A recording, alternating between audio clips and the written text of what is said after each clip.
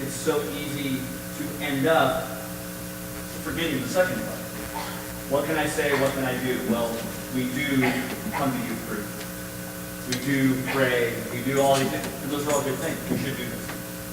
But when that becomes our focus, it's so easy to forget to offer our hearts to God completely and let that be the thing that we do. And let that be the emphasis. Let that be the important stuff. That we end up completely surrendered to Him, rather than just going through the motions, rather than just kind of doing the religious stuff. So I want to encourage you guys as we come each week. It's going to be really easy to just go through the motions. It'll be really easy to just kind of sing songs or sit there and listen to somebody talk, or when we do small groups, to sit there and maybe participate, maybe not. But if we're all just focused on the actions, it ends up just being a ritual. And it ends up just being a ritual. And that's not what God wants. God doesn't want us just to go through the rituals. He wants the relationship with us. And that only comes when we offer ourselves. Your closest relationships, your closest friendships, are just because you've given yourself to the relationship, right? Just because you said, hey, I'm going to invest in this. And our relationship with God is the same, is very similar in terms of what our focus is. So, we've been in this series called Baewatch, where we've been talking about relationships and dating and things like that. And I found something from TV that I thought would be applicable to get us started today. So watch this.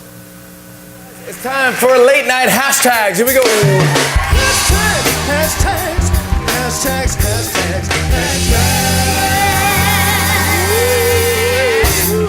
hashtags. You guys are on Twitter, right? Super fun. Well, we use Twitter on our show every single week, so if you watch our show, you want to play along, we do this thing every week where I send out a hashtag, and we ask you guys to tweet out things based on that topic. So since the new season of The Bachelor started up, I love The Bachelor, I went on Twitter and started a hashtag called Awkward Date. I asked you guys to tweet out a weird, funny, or embarrassing story about an awkward date that you've been on. We got thousands of tweets. In fact, within a half hour, it was a worldwide trending topic. So thank you for those tweets. Appreciate that. Now I thought I'd share some of my favorite awkward date tweets from you guys. Here we go. Our first one is from @Dr. Coslow. He says, at the end of the date, I went in for a hug, then she ducked out of the way and gave me a high five instead. There you go. Oh my God. That's weird, right? That's not good. Yeah. This one's from @GSkewedView. He says, had a date once where halfway through dinner, I noticed a piece of paper in her lap titled Conversation Topics.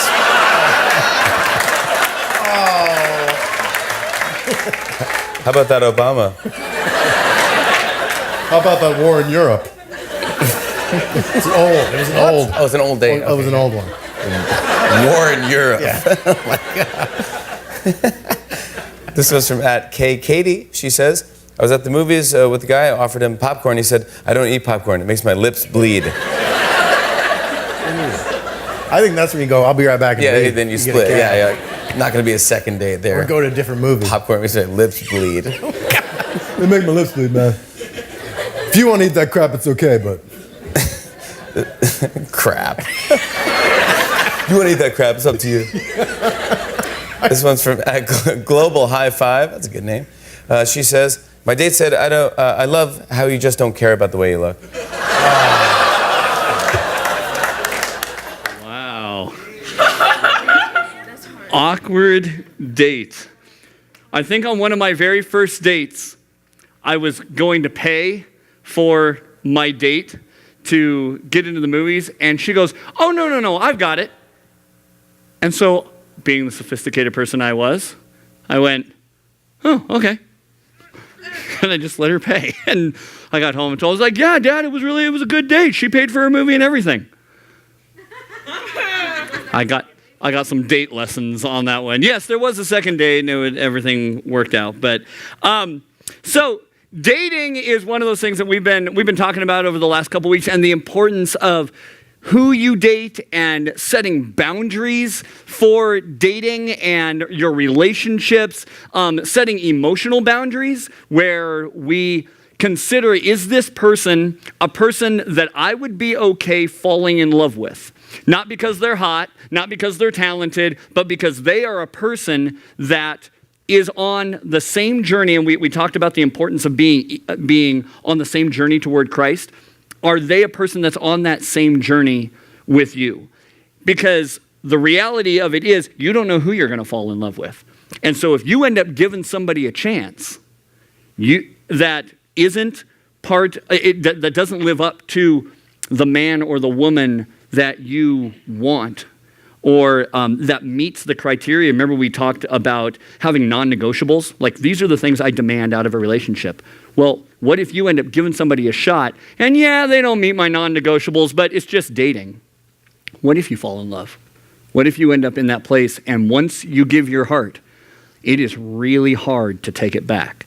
And so we've been talking about dating, and ultimately dating, I mean, the ultimate purpose of dating is to find somebody to spend the rest of your life with, and marriage and that kind of a thing. And so it leads to a very physical element that we've talked a little bit about, but tonight we're going to look at the idea and the understanding that we have of sex.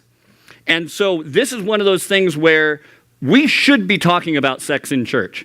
And so if you're here tonight, you're just like, oh my gosh, what? I came to church. I'm not supposed to be hearing about sex in church. Hey, guess what? You hear about sex everywhere else. Your friends talk about sex. Your teachers get to teach you about sex. Maybe your parents have talked to you about sex. The Bible talks about sex. Why would we avoid that topic and just sort of leave everybody out? Oh yeah, well, whatever culture tells you. And so tonight we're going to talk about sex because sex is powerful. Sex is a powerful, powerful thing. Even the word has power. And if you don't believe me, check this out. If you were to go into a McDonald's and say, go up to the front and say, hi, I'd like some food, please. Okay, what kind of food would you like? Same McDonald's, same teller. You walk up and you say, I'd like some sex, please. The place is going to fall down, right? Everybody around you, everybody in the kitchen's like, what in the world? Even the word sex has power. And we know this because companies use it to sell stuff, right? I mean, how many companies have used sex to sell things like hamburgers, mufflers, cars, you know what? Just the most ridiculous things, because sex is powerful. Sex is one of those things that catches your attention. It makes you second glance. If someone brings it up even so much that when we say we're going to talk about sex in church, it's like, oh my gosh, really? This guy's going to, like, right here in front of everybody, who's going to talk about this? Okay, so sex is a powerful thing, but where did you learn about sex? Okay, and I want this to be a safe place, and I want to encourage you. This is not a place where we're going to make fun of people, where we're going to make rude comments to people, because I want us to be able to talk, and we're going to talk some more later in guys and girls separate. But where did you learn about sex? Not just the birds and the bees talk, not just the talk, but your idea and your understanding of sex and what sex is and that kind of thing. Where did you learn this? People around you, at school. Your friends talk about it? Just talk about sex? Like, hey, you gotten any lately? I mean, kind of thing? We're always in there together. Okay. Yeah, so friends, what else? Parents. Sit down and have the talk. I remember my dad sat me down and had the talk when I was about 10. And I was like, cool. Does it feel good? I was fine with it. My dad had that same talk with my younger brother. He sobbed. I can't believe you would do that to mommy. And just lost it. I mean, just could not handle it. It was not something he wanted to be part of. So that was my younger brother, who is not quite as sophisticated as me, apparently. Where else? Where else do you learn about sex? Movies? How? Okay. Okay? What kinds of things, and I'm not asking you to be descriptive, I'm talking about theoretically, what kinds of things do you learn when, like, you see a sex scene in a movie? What does it communicate to you? It's no big deal. What else? Just everyone's doing it. Depends on the movie that you're watching. Oh, yeah. I mean, wow, that entire group of friends just slept together somehow, you know? Sure, everybody's doing it. You get an idea of how to do it? Maybe, yeah. Yeah? Okay. Okay, what else? What, where else do you learn about sex? Sex ed, yeah. Church. There you go. Now you can add church to the list. Okay. Yeah, sex ed, where, you know, this is how this works, and this is, you know, put this here and that goes there, and okay. Yep. How do you know if the information you're getting is good information, that it's reliable? Friends. Let's talk about friends. Do you think that your friends give you good, reliable information? No? Why? You think they're lying to you? Well, that would be good information for them to say, hey, just wait. Okay. What about parents? Hopefully. Right? Hopefully you're getting good information from your parents, although it may not always be godly information, right? Depending on your parents' walk with God and their relationship with Jesus. They may have a similar view to the world of that it's no big deal, whatever. But what about in movies? Good information? Bad. Why? What would make it bad? Because sometimes people aren't married. Okay, a lot of times they're not married. They just... And even if they are, it's like, You shouldn't be watching it, but is it good information? I mean, is it a how-to video? Not really, because I mean, it's like rated R. They still can't show that. Like, Okay. Well, let's go to the extreme. Pornography. Good information, bad information. bad. Why? Don't watch that. Because that should be kept private. Why is it out there? I don't understand. Is it a false... It's not false, but it's just, I don't watch that. Okay. All right. We're gonna keep talking about some of this, but if we end up in a place where we're believing the things that we're seeing, if we're believing the things that we're hearing, we could end up basing choices and having ideas about sex or anything else on misinformation. We could jump to conclusions, like a lot of you have talked about, when you see it on TV, it's prevalent, it's everywhere on TV, in movies. And we start looking at that and we go, oh, that's normal. That's the way things work. Oh, it's okay for me to do that. It's okay for me to assume that. It's okay for me to treat her like that. It's okay for me to view him like that. It's okay for me to talk about this like that. And we can end up in a place where we're making decisions based on bad information. And that's where it gets scary, because once we start down that path, and it's like, I remember learning this in math before I got really bad at it. But even if two lines are at the slightest off degree, what happens way down the line? Yeah, I mean, it's just over and over. And that's what can happen when we have a false premise. When we base our initial belief or get an idea about sex or think we have an understanding about sex that's off, well, we start down a path where we think, hey, it's okay, or what's the big deal, or whatever, and we end up down the line way off from the design that God has for sex. And it's been interesting in our culture the way that it has adapted its view of sex. Back in the 50s, there was a show called I Love Lucy. You guys ever watch reruns of that? I love Lucy. One of the scenes that you see in just about every I Love Lucy is, well, I already said that, is... What happened to my picture? 1, 2. There doesn't appear to be a picture. There's no picture? No. Okay. One of the things that you see is the Lucy and Ricky's bedroom. Now, what do you notice about their bed in their bedroom? They're two separate beds. 2 separate beds, and there's like 6 feet in between. How they ever had children, I don't know. Because they're both sleeping in twin beds, and they're 6 feet apart. That is the way sex was viewed in the 50s. You keep it apart. It's not to be discussed. It's not something to joke about. It's not something to put out there. It's not something friends were talking about. It was a very personal, very serious, very proper kind of thing.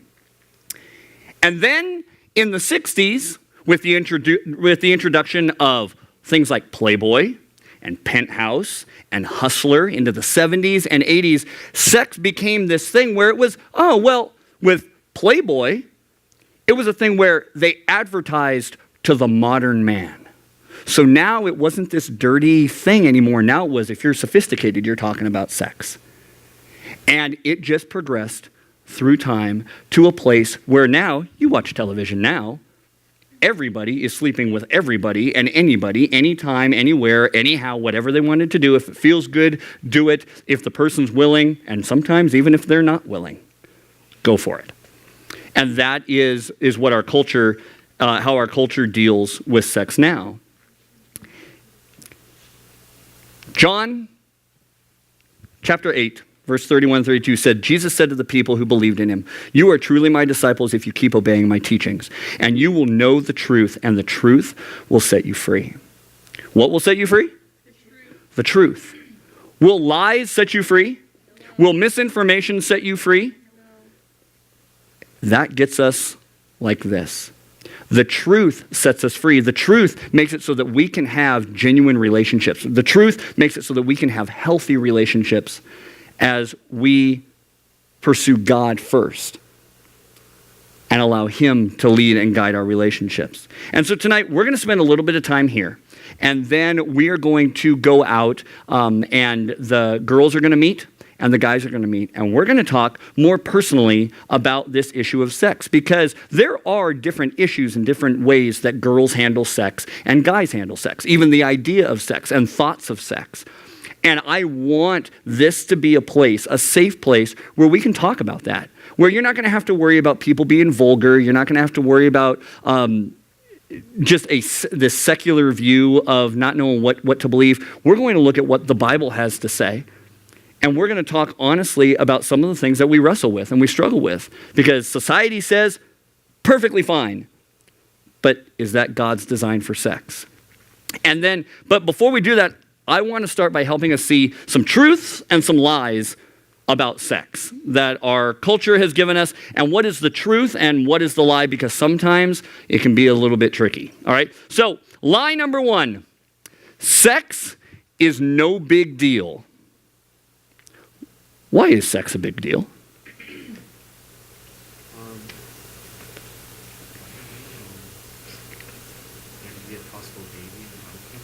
Okay, the results of sex can be huge, can be make a big impact. Becoming one flesh with that person.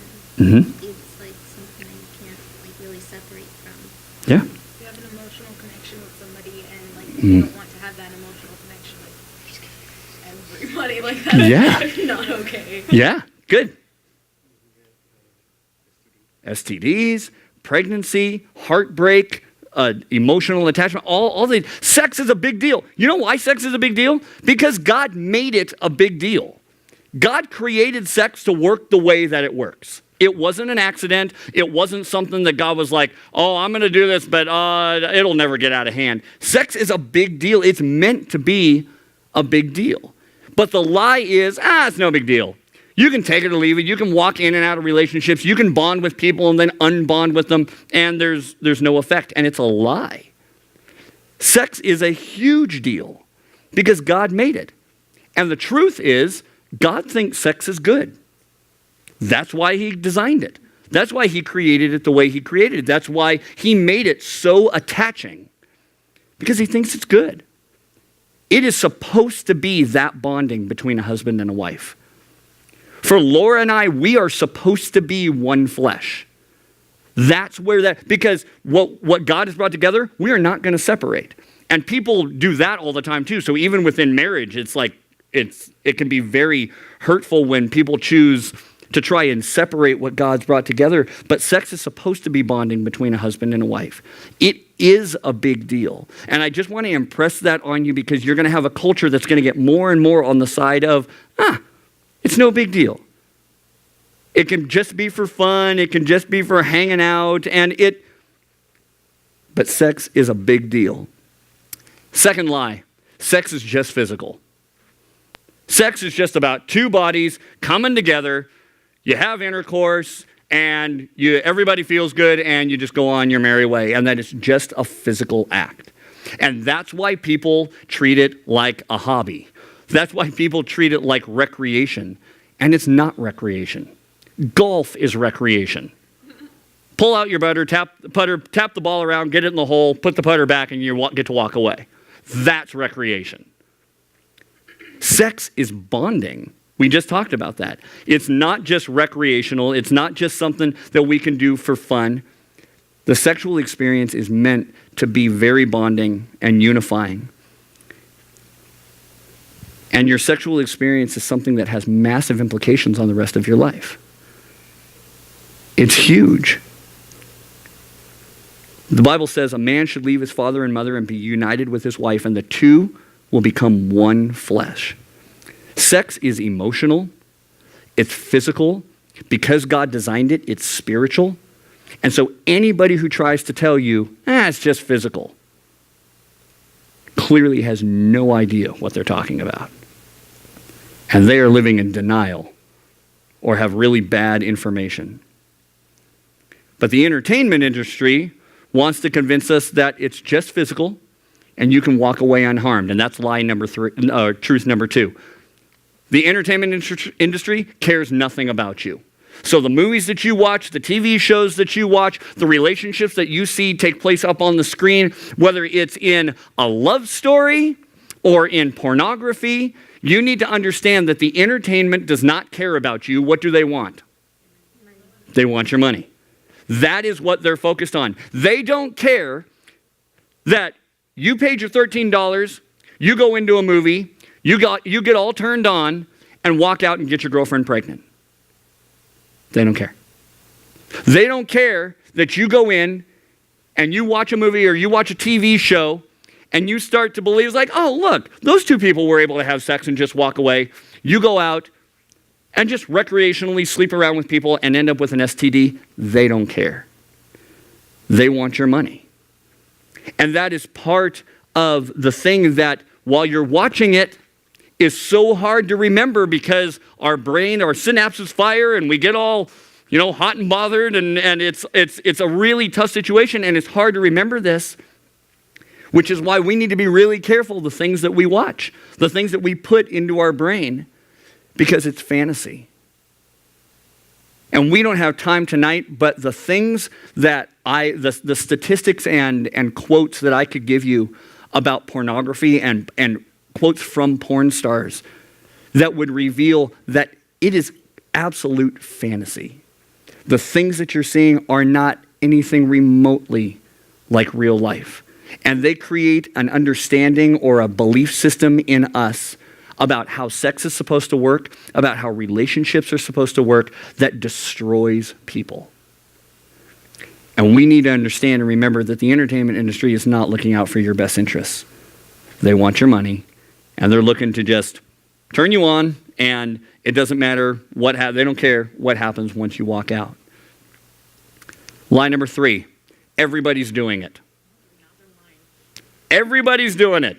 Now, we all know the locker room conversations or the sleepover conversation where they're like, oh yeah, well she, oh well he, and everybody's doing it. That's a lie. You just need to know that. 40% of high schoolers will graduate having never had an intimate experience. 40%. So there are a lot of people doing it. But for us to believe the lie that everybody is doing it is foolish.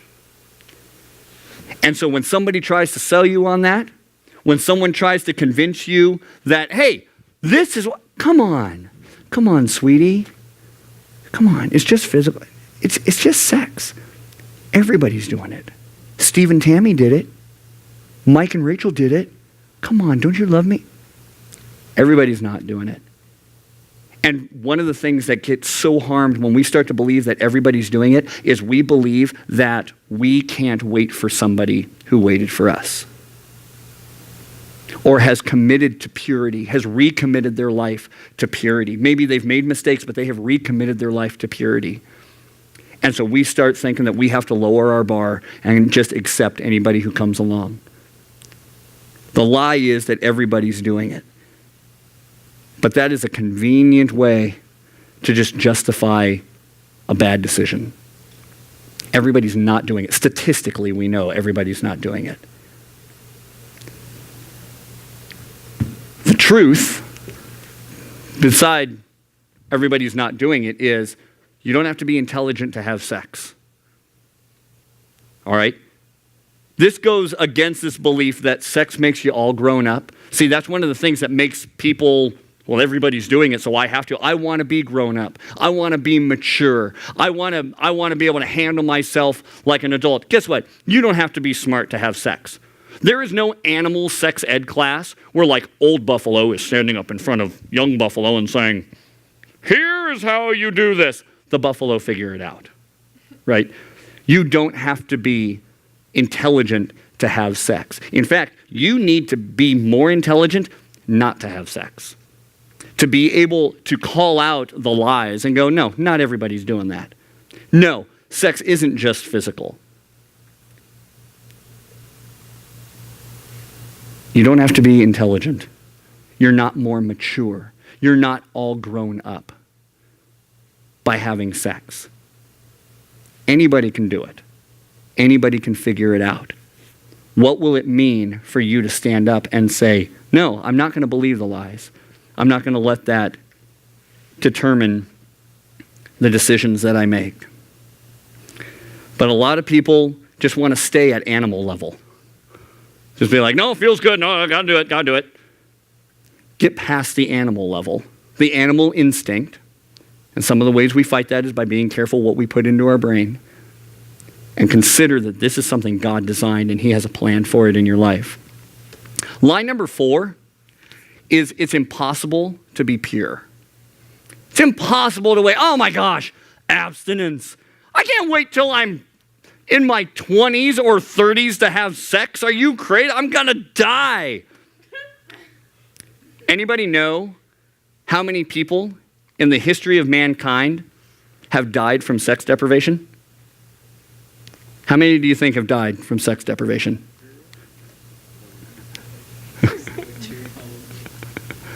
0. He's like 2. You will not. I was like, there's got to be a number. He's asking the question. No one has ever died of sex deprivation. It's not required for life. It's not required for intimate relationships, for close bonded relationships. I know that none of you, even though maybe you have felt this way, we've never seen anybody walking down the street just going, sex. I need sex. Please, someone help. The idea that it's impossible to be pure, again, is an excuse that we put out there because it can be really difficult, especially if we're feeding it. If we're feeding our minds with images and thoughts of people, it's going to be really difficult to maintain purity in our heart.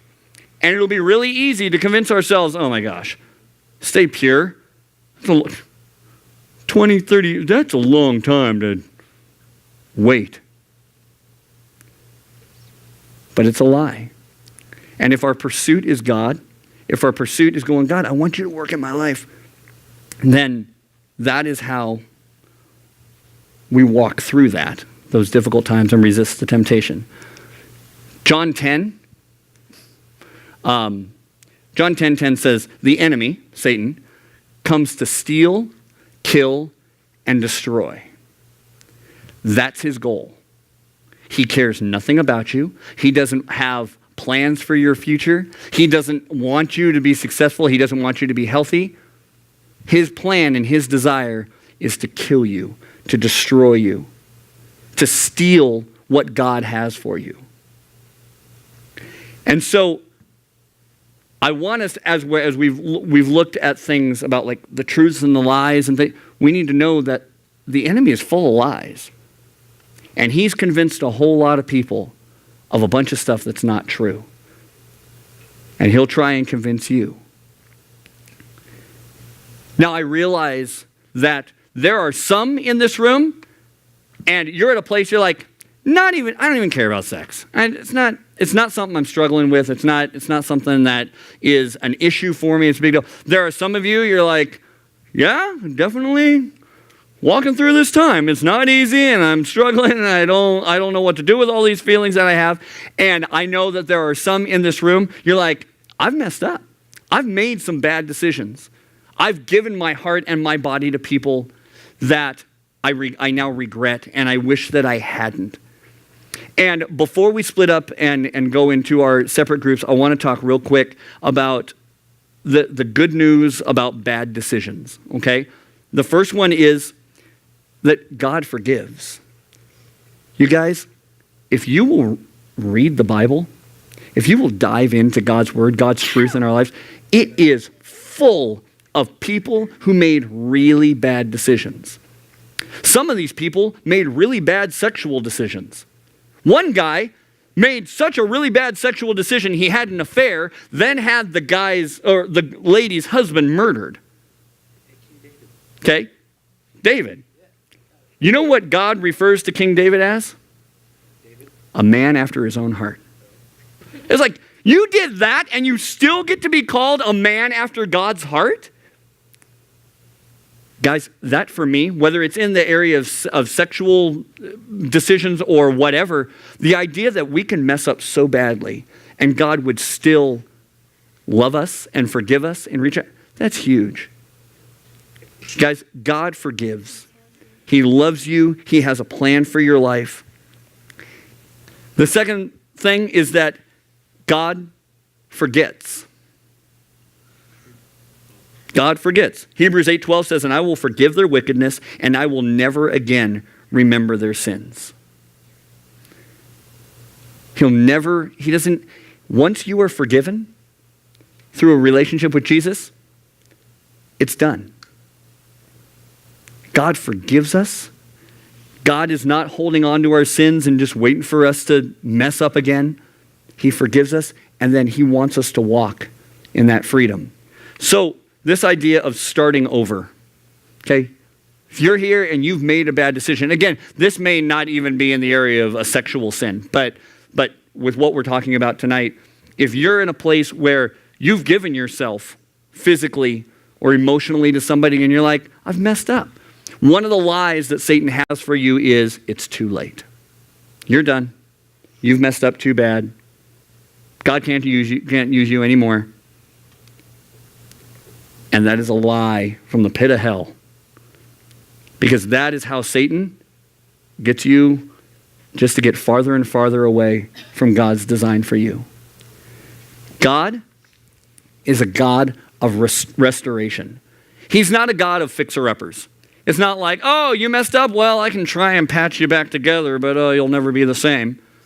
It's clear that when we let Jesus have our life, we are new. It says the old is gone, the new has come. A new man has been born. You can be made new. So, as we're starting over, if you made bad decisions, first one, forgive yourself. God is not hanging this over your head. You don't need to hang it over your head either. You don't need to live in the guilt and the shame. And there are people out there whose lives have been altered and just messed up in significant ways because they just keep living under the guilt and the shame of decisions that they've made. If you bring that to Jesus and you're just like, I've messed up, please make me whole. You are whole. Forgive yourself. You have been forgiven. Second thing, as you're starting over, confide in a trusted friend. We all know that once you've done something once, it's tough not to do it again, right? And so we need accountability. We need someone to walk with us. We need someone to encourage us and remind us of a commitment that we've made. Remind us of the truth so we don't continue to believe the lies. And then live as if you're forgiven. I love this verse. Psalm 32 says this, "Oh, what joy for those whose rebellion is forgiven, whose sin is put out of sight. Yes, what joy for those whose record the Lord has cleared of sin, whose lives are lived in complete honesty." And maybe you're here tonight and you've just been holding on to this sin. You've been holding on to the guilt and the shame, and maybe you haven't told anybody, and you need to just tell somebody. You need to acknowledge it. Maybe you want to be able to move on in your life, and you just have felt trapped. Well, what joy for those whose rebellion is forgiven. If you've taken it to Christ, you're forgiven. There's nothing else you need to do. Whose sin is put out of sight. What joy for those whose record the Lord has cleared of sin, whose lives are lived in complete honesty. You don't have to hide it. You don't have to live and be like, oh my gosh, I hope nobody finds out. That's no way to live. And that's not God's design for you. That's not what he wants. And so what we're going to do right now is we're going to split up into a girls group and a guys group. And there's going to be the opportunity for you to ask questions. Maybe something over the last 3 weeks that we've talked about has brought some things up in your mind where you're like, but how do I deal with this? Or what does the Bible say about this? Or that you want to ask questions. And the staff are going to be there, and we can discuss it, we can talk about it. And we're also going to have an opportunity where we can pray for one another and also just explore more this journey of sexuality and God's design for it, because you're at an age now where you don't have all the experience there is to have. You haven't lived life as totally complete. Neither have we. But we all need people to walk with us, and we want you to know that this is a safe place, that this is a place where you will be encouraged and you will be loved no matter what. There is nothing that you could do that would make us shun you and push you away and tell you that we don't want you. We are so glad that you're here.